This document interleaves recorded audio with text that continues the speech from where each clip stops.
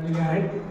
ते आपल्या एका शेरात असं म्हणतात की झाला विकास इतका खेड्यात आज माझ्या. खेड्यातली ही चित्र हल्ली गजरे येत आहेत आणि अत्यंत स्तुत्य अशी बाब आहे की जो एक विमर्श वेगळा साहित्यामध्ये घेऊन जातो, त्यामध्ये हा सुद्धा एक महत्त्वाचा आपला सहभाग नोंदवताना दिसून येतोय की ते असं म्हणतात, झाला विकास इतका खेड्यात आज माझ्या, येता नजीक गावे रुमाल येत हाती. मी सादर आमंत्रित करतोय माझं आलेले श्री मोहन राठोड सर यांना की आपणही आपली एक गझल व्यासपीठावर प्रस्तुत करावी.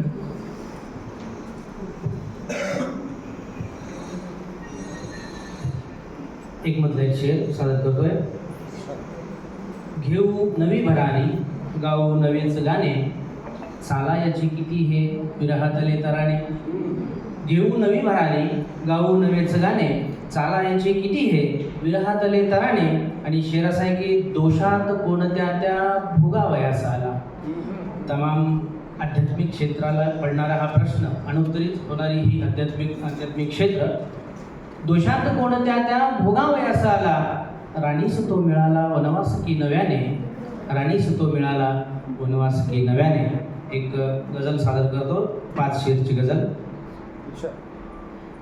ना मोह प्रार्थनाचा विश्वास मनगटावर, ना मोह प्रार्थनाचा विश्वास मनगटावर, उधळीत वादळाला जलयाने तटावर.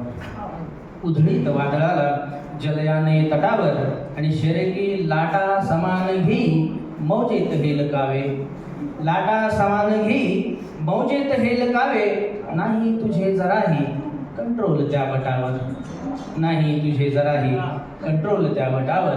आणि शेरे की विसरू नयेच कोणी उपकार की दुधाचे. विसरू नयेच कोणी उपकार की दुधाचे, ध्यानी अजून ठेवू जगलो तुझ्या मिठावर. ध्यानी अजून ठेवू जगलो तुझ्या मिठावर. आणि हा शेर बघा की याहून सुख मोठे कोणासरे मिळाले.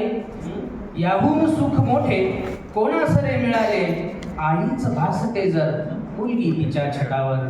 आईच भासते जर मुलगी तिच्या छटावर. आणि शेवटचा शेर, हा शेर नक्की स्मरणात राहील आपल्या.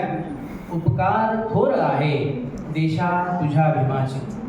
उपकार थोर आहे देशा तुझ्या भीमाचे, ते नाव कोरलेले ठेवू सदा पिठावर. ते नाव कोरलेले ठेवू सदा पिठावर. धन्यवाद. धन्यवाद सर.